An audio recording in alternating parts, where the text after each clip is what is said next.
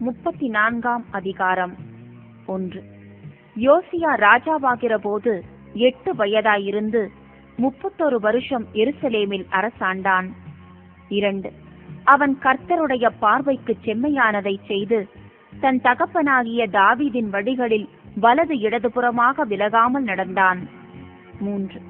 அவன் தன் ராஜ்யபாரத்தின் 8ஆம் வருஷத்தில் தான் இன்னும் இளவயதாயிருக்கையில் தன் தகப்பனாகிய தாவீதின் தேவனை தேட ஆரம்பித்து 12ஆம் வருஷத்தில் மேடைகள், தோப்புகள், சுரூபங்கள், விக்கிரகங்கள் ஆகிய இவைகள் அற்றுப்போகும்படி யூதாவையும் எருசலேமையும் சுத்திகரிக்கத் தொடங்கினான். 4. அவனுக்கு முன்பாக பாகால்களின் பலிபீடங்களை இடித்தார்கள். அவைகளின் மேலிருந்த சிலைகளை வெட்டி விக்கிரக தோப்புகளையும் வார்ப்பு விக்கிரகங்களையும் வெட்டு விக்கிரகங்களையும் உடைத்து நொறுக்கி அவைகளுக்கு பலியிட்டவர்களுடைய பேத குடிகளின் மேல் தூவி 5. பூஜாசாரிகளின் எலும்புகளை அவர்களுடைய பீடங்களின் மேல் சுட்டெரித்து இவ்விதமாய் யூதாவையும் எருசலேமையும் சுத்திகரித்தான். 6. அப்படியே அவன் மனாசே, எப்பிராயீம், சிமியோன் என்னும் பட்டணங்களிலும் நப்தலி மட்டும் பாழான அவைகளின் சுற்றுப்புறங்களிலும் செய்தான். 7. அவன் இஸ்ரவேல் தேசம் எங்குமுள்ள பலிபீடங்களையும் விக்கிரக தோப்புகளையும் தகர்த்து விக்கிரகங்களை நொறுக்கி தூளாக்கி எல்லா சிறைகளையும் வெட்டி போட்ட பின்பு எருசலேமுக்கு திரும்பினான். 8. அவன் தேசத்தையும் ஆலயத்தையும் சுத்திகரித்த பின்பு அவன் தன் ராஜ்யபாரத்தின் 18ஆம் வருஷத்திலே அத்சலியாவின் குமாரனாகிய சாப்பானையும் நகர தலைவனாகிய மாசையாவையும் யோவாகாசின் குமாரனாகிய யோவாக் என்னும் மந்திரியையும் தன் தேவனாகிய கர்த்தரின் ஆலயத்தை பழுது பார்க்கும்படிக்கு அனுப்பினான். 9. அவர்கள் பிரதான ஆசாரியனாகிய இல்கியாவினிடத்தில் வந்து வாசற்படியை காக்கிற லேவியர் மனாசேயிலும் எப்பிராயீமிலும் இஸ்ரவேலில் மீதியானவர்கள் எல்லாரின் கையிலும் யூதா பென்யமீன் எங்கும் சேர்த்து எருசலேமுக்கு திரும்பி தேவனுடைய ஆலயத்திற்கு கொண்டு வந்த பணத்தை ஒப்புவித்து 10. வேலையை செய்விக்கும்படி கர்த்தருடைய ஆலயத்தின் விசாரிப்புக்காரரானவர்களின் கையில் அதை கொடுத்தார்கள். இவர்கள் அதை கர்த்தருடைய ஆலயத்தை பழுது பார்த்து சீர்படுத்துகிறதற்கு ஆலயத்தில் வேலை செய்கிறவர்கள் கையிலே கொடுத்தார்கள். 11. அப்படியே யூதாவின் ராஜாக்கள் கெடுத்து போட்ட அறைகளை பழுது பார்க்க வெட்டின கற்களையும் இணைப்புக்கு மரங்களையும் பாவுகிறதற்கு பலகைகளையும் வாங்க தச்சருக்கும் சிற்பாசாரிகளுக்கும் அதை கொடுத்தார்கள். 12. இந்த மனுஷர் வேலையை உண்மையாய் செய்தார்கள். வேலையை நடத்த மெராரியின் புத்திரரில் யாகாத், ஒபதியா என்னும் லேவியரும் கோகாத்தியரின் புத்திரரில் சகரியாவும் மெசுல்லாமும் அவர்கள் மேல் விசாரிப்புக்காரராய் இருந்தார்கள். இந்த லேவியர் எல்லாரும் கீத வாத்தியங்களை வாசிக்க அறிந்தவர்கள். 13. அவர்கள் சுமைக்காரரை விசாரிக்கிறவர்களாயும் பற்பல வேலைகளை செய்கிறவர்கள் எல்லாரையும் கண்காணிக்கிறவர்களாயும் இருந்தார்கள். லேவியரில் இன்னும் சிலர் கணக்கரும் மணியக்காரரும் வாசற் காவலாளருமாயிருந்தார்கள். 14. கர்த்தருடைய ஆலயத்துக்கு கொண்டு வரப்பட்ட பணத்தை அவர்கள் எடுக்கிற போது மோசேயை கொண்டு கட்டளையிடப்பட்ட கர்த்தருடைய நியாயப்பிரமாண புஸ்தகத்தை ஆசாரியனாகிய இல்கியா கண்டெடுத்தான். 15. அப்பொழுது இல்கியா சம்பிரதியாகிய சாப்பானை நோக்கி, கர்த்தருடைய ஆலயத்திலே நியாயப்பிரமாண புஸ்தகத்தை கண்டெடுத்தேன் என்று சொல்லி அந்த புஸ்தகத்தை சாப்பான் கையில் கொடுத்தான். 16. சாப்பான் அந்த புஸ்தகத்தை ராஜாவிடத்திற்கு கொண்டு போய் அவனை நோக்கி, உம்முடைய ஊழியக்காரருக்கு கட்டளையிடப்பட்டவைகளை எல்லாம் அவர்கள் செய்கிறார்கள். 17. கர்த்தருடைய ஆலயத்திலே சேர்ந்த பணத்தை அவர்கள் கூட்டி அதை விசாரிப்புக்காரர் கையிலும் வேலை செய்கிறவர்கள் கையிலும் கொடுத்தார்கள் என்று ராஜாவுக்கு மறு செய்தி சொன்னதும் அல்லாமல் 18. ஆசாரியனாகிய இல்கியா என் கையில் ஒரு புஸ்தகத்தை கொடுத்தான் என்பதை சம்பிரதியாகிய சாப்பான் ராஜாவுக்கு அறிவித்து ராஜாவுக்கு முன்பாக அதை வாசித்தான். 19. நியாயப்பிரமாணத்தின் வார்த்தைகளை ராஜா கேட்டபோது அவன் தன் வஸ்திரங்களை கிழித்துக் கொண்டு 20. இல்கியாவுக்கும் சாப்பானின் குமாரனாகிய அகிக்காமுக்கும் மீகாவின் குமாரனாகிய அப்தோனுக்கும் சம்பிரதியாகிய சாப்பானுக்கும் ராஜாவின் ஊழியக்காரனாகிய அசாயாவுக்கும் கட்டளையிட்டு சொன்னது. 21. கண்டெடுக்கப்பட்ட இந்த புஸ்தகத்தினுடைய வார்த்தைகளின் நிமித்தம் நீங்கள் போய் எனக்காகவும் இஸ்ரவேலிலும் யூதாவிலும் மீதியானவர்களுக்காகவும் கர்த்தரிடத்தில் விசாரியுங்கள். இந்த புஸ்தகத்தில் எழுதியிருக்கிற எல்லாவற்றின்படியேயும் செய்யும்படிக்கு கர்த்தருடைய வார்த்தையை நம்முடைய பிதாக்கள் கைக்கொள்ளாதே போனபடியினால் நம்மேல் மூண்ட கர்த்தருடைய உக்கிரம் பெரியது என்றான். 22. அப்பொழுது இல்க்கியாவும் ராஜா அனுப்பின மற்றவர்களும் அஸ்ராவின் குமாரனாகிய திக்வாத்தின் மகனான சல்லூம் என்னும் வஸ்திரசாலை விசாரிப்புக்காரன் மனைவியாகிய உள்தாள் என்னும் தீர்க்கதரிசியானவளிடத்திற்கு போனார்கள். அவள் எருசலேமில் 2ஆம் வகுப்பிலே குடியிருந்தாள். அவளோடே அதை பற்றி பேசினார்கள். 23. அவள் இவர்களை நோக்கி, உங்களை என்னிடத்தில் அனுப்பினவருக்கு நீங்கள் சொல்ல வேண்டியது என்னவென்றால், இஸ்ரவேலின் தேவனாகிய கர்த்தர் உரைக்கிறதாவது. 24. இதோ யூதாவின் ராஜாவுக்கு முன்பாக வாசிக்கப்பட்ட புஸ்தகத்தில் எழுதியிருக்கிற சகல சாபங்களுமாகிய பொல்லாப்பை நான் இந்த ஸ்தலத்தின் மேலும் இதன் குடிகளின் மேலும் வரப்பண்ணுவேன். 25. அவர்கள் என்னை விட்டு தங்கள் கைகளின் கிரியைகள் எல்லாவற்றிலும் எனக்கு கோபம் உண்டாக்க வேறே தேவர்களுக்கு தூபம் காட்டினபடியினால் என் உக்கிரம் அவிந்து போகாதபடி இந்த ஸ்தலத்தின் மேல் இறங்கும் என்று கர்த்தர் உரைக்கிறார். 26. கர்த்தரிடத்தில் விசாரிக்கிறதற்கு உங்களை அனுப்பின யூதாவின் ராஜாவினிடத்தில் நீங்கள் போய், நீ கேட்ட வார்த்தைகளை குறித்து இஸ்ரவேலின் தேவனாகிய கர்த்தர் சொல்லுகிறது என்னவென்றால். 27. இந்த ஸ்தலத்திற்கும் அதன் குடிகளுக்கும் விரோதமாக தேவன் சொன்ன அவருடைய வார்த்தைகளை நீ கேட்கையில் உன் இருதயம் இளகி எனக்கு முன்பாக நீ உன்னை தாழ்த்தி எனக்கு முன்பாக பணிந்து உன் வஸ்திரங்களை கிழித்து கொண்டு எனக்கு முன்பாக அழுதபடியினால் நானும் உன் விண்ணப்பத்தை கேட்டேன் என்று கர்த்தர் சொல்லுகிறார். 28. இதோ நான் இந்த ஸ்தலத்தின் மேலும் இதன் குடிகளின் மேலும் வரப்பண்ணும் எல்லா பொல்லாப்பையும் உன் கண்கள் காணாதபடிக்கு நீ சமாதானத்தோடே உன் கல்லறையில் சேர்த்துக் கொள்ளப்பட நான் உன்னை உன் பிதாக்கள் அண்டையிலே சேர பண்ணுவேன் என்கிறார் என்று சொன்னாள். அவர்கள் ராஜாவுக்கு மறு செய்தி கொண்டு போனார்கள். 29. அப்பொழுது ராஜா யூதாவிலும் எருசலேமிலும் உள்ள மூப்பரையெல்லாம் அழைப்பித்து கூடி வரச் செய்து. 30. ராஜாவும் சகல யூதா மனுஷரும் எருசலேமின் குடிகளும் ஆசாரியரும் லேவியரும் பெரியோர் முதல் சிறியோர் மட்டுமுள்ள சகலருமாய் கர்த்தருடைய ஆலயத்துக்கு போனார்கள். கர்த்தருடைய ஆலயத்திலே கண்டெடுக்கப்பட்ட உடன்படிக்கை புஸ்தகத்தின் வார்த்தைகளையெல்லாம் அவர்கள் காதுகள் கேட்க வாசித்தான். 31.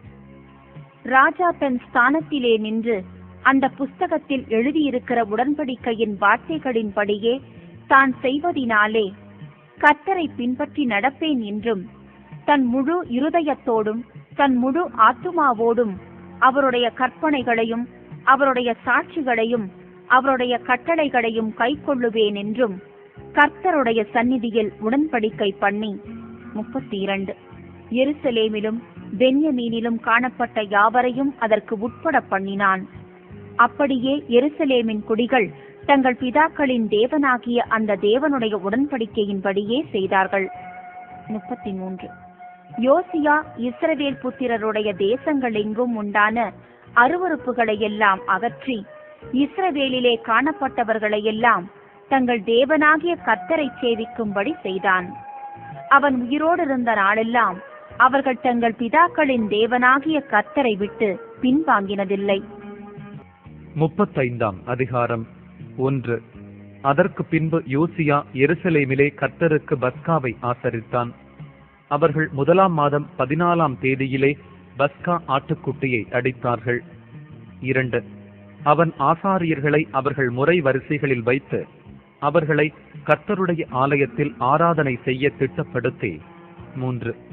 இஸ்ரவேலை எல்லாம் உபதேசிக்கிறவர்களும் கர்த்தருக்கு பரிசுத்தமாக்கப்பட்டவர்களுமாகிய லேவியரை நோக்கி, பரிசுத்த பெட்டியை தாவீதின் குமாரனாகிய சாலமோன் எனும் இஸ்ரவேலின் ராஜா கட்டின ஆலயத்திலே வையுங்கள். தோளின் மேல் அதை சுமக்கும் பாரம் உங்களுக்குரியதல்ல. இப்போது நீங்கள் உங்கள் தேவனாகிய கர்த்தருக்கும் அவருடைய ஜனமாகிய இஸ்ரவேலுக்கும் ஊழியம் செய்து 4 இஸ்ரவேலின் ராஜாவாகிய தாவீது எழுதின கட்டளைக்கும் அவன் குமாரனாகிய சாலமோன் எழுதின கட்டளைக்கும் ஒத்தபடியே உங்கள் பிதாக்களின் குடும்பத்தாருக்காக குறிக்கப்பட்ட வரிசையிலே உங்களை ஆயத்தப்படுத்தி 5 ஜனங்களாகிய உங்கள் சகோதரருக்காக பரிசுத்த ஸ்தலத்திலே பிதாக்களுடைய வம்ச பிரிவுகளின் படியேயும் லேவியருடைய வம்சத்தார் வகுக்கப்பட்டபடியேயும் நின்று 6 பஸ்கா ஆட்டுக்குட்டியை அடித்து உங்களை பரிசுத்தம் பண்ணி மோசேயை கொண்டு கர்த்தர் சொன்னபடியே உங்கள் சகோதரர் செய்யும்படி அவர்களுக்கு அவைகளை ஆயத்தப்படுத்துங்கள் என்றான். 7 வந்திருந்த ஜனங்கள் எல்லாருக்கும் அவர்கள் இலக்கத்தின்படியே பஸ்கா பலிக்காக 30,000 ஆட்டுக்குட்டிகளையும் வெள்ளாட்டுக் குட்டிகளையும் 3,000 காளைகளையும் ராஜாவாகிய யோசியா தன்னுடைய ஆஸ்தியிலிருந்து கொடுத்தான். 8 அவனுடைய பிரபுக்களும் மனப்பூர்வமான காணிக்கையாக ஜனத்திற்கும் ஆசாரியருக்கும் லேவியருக்கும் கொடுத்தார்கள். தேவனுடைய ஆலய விசாரணை கர்த்தாவாகிய இல்கியாவும் சகரியாவும் எகியேலும் ஆசாரியர்களுக்கு பஸ்கா பலிக்கென்று 2,600 ஆட்டுக்குட்டிகளையும் 300 காளைகளையும் கொடுத்தார்கள். 9 கொனானியா செமாயா நெதனயேல் எனும் அவர்கள் சகோதரரும் அசபியா ஏயல் யோசபாத் எனும் லேவியரின் பிரபுக்களும் லேவியருக்கு பஸ்கா பலிக்கென்று 5,000 ஆட்டுக்குட்டிகளையும் 500 காளைகளையும் கொடுத்தார்கள். 10 இப்படி ஆராதனை திட்டம் பண்ணப்பட்ட போது ராஜாவினுடைய கட்டளையின்படியே ஆசாரியர் தங்கள் ஸ்தானத்திலும் லேவியர் தங்கள் வகுப்புகளின் வரிசையிலும் நின்று 11 பஸ்கா ஆட்டுக்குட்டியை அடித்தார்கள். ஆசாரியர் அவர்கள் கையிலிருந்து இரத்தத்தை வாங்கி தெளித்தார்கள். லேவியர் தோல் உரித்தார்கள். 12 மோசேயின் புஸ்தகத்தில் எழுதியிருக்கிறபடி ஜனங்கள் கர்த்தருக்கு பலி செலுத்தும்படி அவர்கள் தகன பலி மிருகங்களை பிதாக்களுடைய வம்ச பிரிவுகளின் படியே இவர்களுக்கு கொடுக்கத்தக்கதாய் அவைகளை பிரித்து வைத்தார்கள். காளைகளையும் அப்படியே செய்தார்கள். 13 அவர்கள் பஸ்கா ஆட்டுக்குட்டியை நியாய முறைமையின் படியே அக்கினியில் பொரித்து பரிசுத்தமாக்கப்பட்ட மற்றவைகளை பானைகளிலும் கொப்பரைகளிலும் சட்டிகளிலும் சமைத்து ஜனங்களுக்கெல்லாம் தீவிரமாய் பங்கிட்டு கொடுத்தார்கள். 14 பின்பு தங்களுக்காகவும் ஆசாரியருக்காகவும் ஆயத்தப்படுத்தினார்கள். ஆரோனின் புத்திரராகிய ஆசாரியர்கள் சர்வாங்க தகன பலிகளையும் நிணத்தையும் செலுத்துகிறதில் இரவு மட்டும் வேலையாயிருந்தபடியினால் லேவியர் தங்களுக்காகவும் ஆரோனின் புத்திரராகிய ஆசாரியருக்காகவும் ஆயத்தப்படுத்தினார்கள். 15 தாவீதும் ஆசாவும் ஏமானும் ராஜாவின் ஞான திருஷ்டிக்காரனாகிய எதுத்தூனும் கற்பித்தபடியே ஆசாவின் புத்திரராகிய பாடகர் தங்கள் ஸ்தானத்திலும் வாசல் காவலாளர் ஒவ்வொரு வாசலிலும் நின்றார்கள். அவர்கள் தங்கள் ஊழியத்தை விட்டு விலகக்கூடாதிருந்தது. லேவியரான அவர்கள் சகோதரர் அவர்களுக்காக ஆயத்தப்படுத்தினார்கள். 16 அப்படியே ராஜாவாகிய யோசியாவினுடைய கட்டளைப்படி பஸ்காவை ஆசரிக்கிறதற்கும் கர்த்தருடைய பலிபீடத்தின் மேல் சர்வாங்க தகன பலிகளை இடுகிறதற்கும் அடுத்த கர்த்தருடைய ஆராதனையெல்லாம் அன்றைய தினம் திட்டமாய் செய்யப்பட்டது. 17 அங்கே வந்திருந்த இஸ்ரவேல் புத்திரர் அக்காலத்தில் பஸ்காவையும் புளிப்பில்லாத அப்ப பண்டிகையையும் 7 நாள் அளவும் ஆசரித்தார்கள். 18 தீர்க்கதரிசியாகிய சாமுவேலின் நாள் தொடங்கி இஸ்ரவேலிலே அப்படி கொத்த பஸ்கா ஆசரிக்கப்படவில்லை. யோசியாவும் ஆசாரியரும் லேவியரும் யூதாவனைத்தும் இஸ்ரவேலில் வந்திருந்தவர்களும் எருசலேமின் குடிகளும் ஆசரித்த பஸ்காவை போல இஸ்ரவேல் ராஜாக்களில் ஒருவரும் ஆசரித்ததில்லை. 19 யோசியாவுடைய ராஜ்யபாரத்தின் 18ஆம் வருஷத்திலே இந்த பஸ்கா ஆசரிக்கப்பட்டது. 20 யோசியா தேவாலயத்திற்கு அடுத்ததை திட்டப்படுத்தின இந்த எல்லா நடவடிக்கைகளுக்கும் பின்பு எகிப்தின் ராஜாவாகிய நேகோ ஐபிராத்து நதியோரமான கர்கேமிஸ் பட்டணத்தின் மேல் யுத்தம் பண்ண வந்தான்.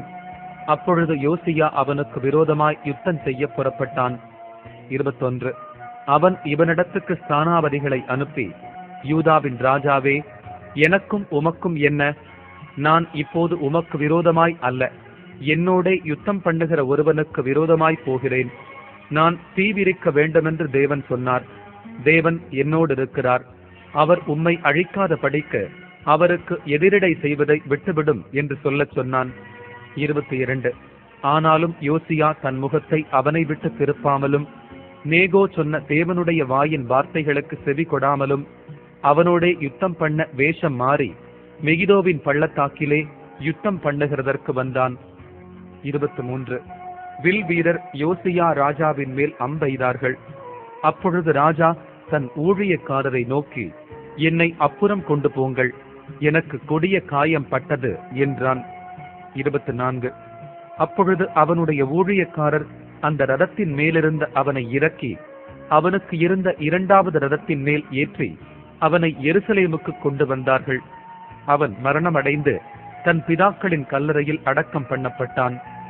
யூதாவிலும் எருசலேமிலும் உள்ள யாவரும் யோசியாவுக்காக துக்கம் கொண்டாடினார்கள். 25. எரேமியா யோசியாவின் மேல் புலம்பல் பாடினான். சகல பாடகரும் பாடகிகளும் இந்நாள் வரைக்கும் தங்கள் புலம்பல்களில் யோசியாவின் மேல் பாடுகிறார்கள். அவைகள் இந்நாள் வரைக்கும் இஸ்ரவேலிலே வழங்கி வருகிறது. அவைகள் புலம்பரின் புஸ்தகத்தில் எழுதியிருக்கிறது. 26. யோசியாவின் மற்ற வர்த்தமானங்களும் கர்த்தருடைய நியாய பிரமாணத்தில் எழுதியிருக்கிறதற்கொத்த அவன் செய்த நன்மைகளும். 27. அவனுடைய ஆதியோடந்த நடபடிகளும் இஸ்ரவேல் யூதா ராஜாக்களின் புஸ்தகத்தில் எழுதியிருக்கிறது. 36ஆம் அதிகாரம். 1. அப்பொழுது ஜனங்கள் யோசியாவின் குமாரனாகிய யோவாகாசை அழைத்து அவனை எருசலேமிலே அவன் தகப்பன் ஸ்தானத்திலே ராஜாவாக்கினார்கள். 2. யோவாகாஸ் ராஜாவாகிற போது 23 வயதாயிருந்து 3 மாதம் எருசலேமில் அரசாண்டான். 3. அவன் எருசலேமில் அரசாடாதபடிக்கு எகிப்தின் ராஜா அவனை தள்ளிவிட்டு தேசத்தின் மேல் 100 தாலந்து வெள்ளியும் 1 தாலந்து பொன்னுமான தண்டத்தை சுமத்தி. 4. அவனுடைய அண்ணனாகிய எலியாக்கீமை யூதாவின் மேலும் எருசலேமின் மேலும் ராஜாவாக்கி அவன் பேரை யோயாக்கீம் என்று மாற்றினான். அவன் தம்பியாகிய யோவாகாசை எகிப்தின் ராஜாவாகிய நேகோ எகிப்திற்கு கொண்டு போனான். 5. யோயாக்கீம் ராஜாவாகிற போது 25 வயதாயிருந்து 11 வருஷம் எருசலேமில் அரசாண்டு தன் தேவனாகிய கர்த்தருடைய பார்வைக்கு பொல்லாப்பானதை செய்தான். 6. அவனுக்கு விரோதமாக பாபிலோன் ராஜாவாகிய நேபுகாத் நேச்சார் வந்து அவனை பாபிலோனுக்கு கொண்டு போக 2 வெண்கலச் சங்கிலியால் அவனை கட்டினான். 7. கர்த்தருடைய ஆலயத்தின் பணிமுட்டுகளிலும் சிலவற்றை நேபுகாத் நேச்சார் பாபிலோனுக்கு கொண்டு போய் அவைகளை பாபிலோனிலுள்ள தன்னுடைய கோவிலிலே வைத்தான். 8. யோயாக்கீமுடைய மற்ற வர்த்தமானங்களும் அவன் செய்ததும் அவனிடத்திலே கண்டுபிடிக்கப்பட்டதுமான அவனுடைய அருவருப்புகளும் இஸ்ரவேல் யூதா ராஜாக்களின் புஸ்தகத்தில் எழுதியிருக்கிறது. அவன் ஸ்தானத்தில் அவன் குமாரனாகிய யோயாக்கீன் ராஜாவானான். 9.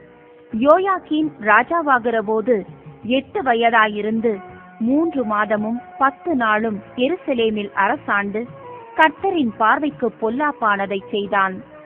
10. மறு வருஷத்தின் ஆரம்பத்திலே நேபுகாத் நேச்சார் என்னும் ராஜா அவனையும் கர்த்தருடைய ஆலயத்தின் திவ்யமான பணிமுட்டுகளையும் பாபிலோனுக்கு கொண்டு வர பண்ணி அவன் சிறிய தகப்பனாகிய சிதேக்கியாவை யூதாவின் மேலும் எருசலேமின் மேலும் ராஜாவாக்கினான். 11. சிதேக்கியா ராஜாவாகிற போது 21 வயதாயிருந்து 11 வருஷம் எருசலேமில் அரசாண்டு.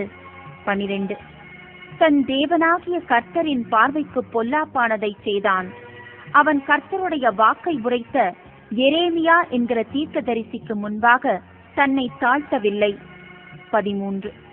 தேவன் மேல் தன்னை ஆணையிடுவித்துக் கொண்ட நேபுகாத் நேச்சார் என்னும் ராஜாவுக்கு விரோதமாய் கலகம் பண்ணி இஸ்ரவேலின் தேவனாகிய கர்த்தரிடத்துக்கு திரும்பாதபடிக்கு தன் கழுத்தை அழுத்தமாக்கி தன் இருதயத்தை கடினப்படுத்தினான்.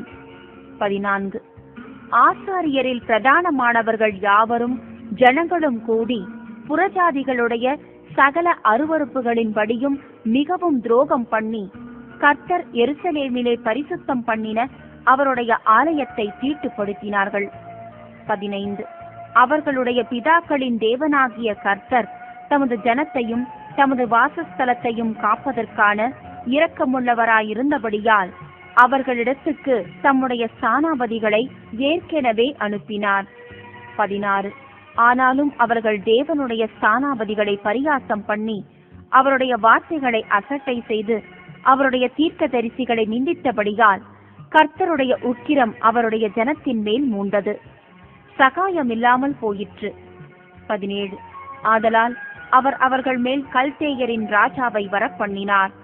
அவன் அவர்கள் வாலிபரை அவர்களுடைய பரிசுத்தமான ஆலயத்திலே பட்டயத்தினால் கொன்று வாலிபரையும் கன்னியாஸ்திரீகளையும் முதியோரையும் விருத்தாப்பியரையும் தப்ப விடவில்லை. எல்லாரையும் தேவன் அவன் கையில் ஒப்புக் கொடுத்தார். 18. அவன் தேவனுடைய ஆலயத்தின் பெரிதும் சிறிதுமான பணிமுட்டுகள் அனைத்தையும் கர்த்தருடைய ஆலயத்தின் பொக்கிஷங்களும் ராஜாவுக்கும் அவன் பிரபுக்களுக்கும் இருந்த பொக்கிஷங்களும் ஆகிய அனைத்தையும் பாபிலோனுக்கு கொண்டு போனான். 19.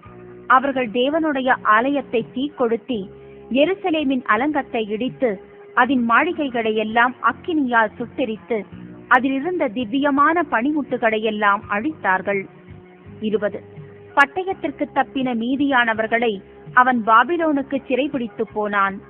பெர்சியா ராஜ்யபாரம் ஸ்தாபிக்கப்படும் மட்டும் அங்கே அவர்கள் அவனுக்கும் அவன் குமாரருக்கும் அடிமைகளாயிருந்தார்கள். 21.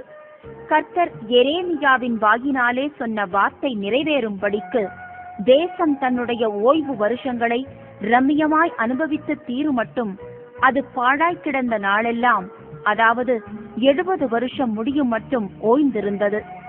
22. எரேமியாவின் வாயினாலே கர்த்தர் சொன்ன வார்த்தை நிறைவேறும்படி பெர்சியாவின் ராஜாவாகிய கோரேசின் 1ஆம் வருஷத்திலே கர்த்தர் பெர்சியாவின் ராஜாவாகிய கோரேசின் ஆவியை ஏவினதினாலே அவன், பரலோகத்தின் தேவனாகிய கர்த்தர் பூமியின் ராஜ்யங்களையெல்லாம் எனக்கு தந்தருளி யூதாவிலுள்ள எருசலேமிலே தமக்கு ஆலயத்தை கட்டுவிக்கும்படி எனக்கு கட்டளையிட்டிருக்கிறார். 23. அவருடைய ஜனங்கள் எல்லாரிலும் எவன் உங்களுக்குள் இருக்கிறானோ அவன் போகட்டும், அவனுடைய தேவனாகிய கர்த்தர் அவனோடு இருப்பாராக என்று பெர்சியாவின் ராஜாவாகிய கோரேஸ் அறிவிக்கிறார் என்று தன் ராஜ்யம் எங்கும் எழுதி அனுப்பி விளம்பரம் பண்ணினான்.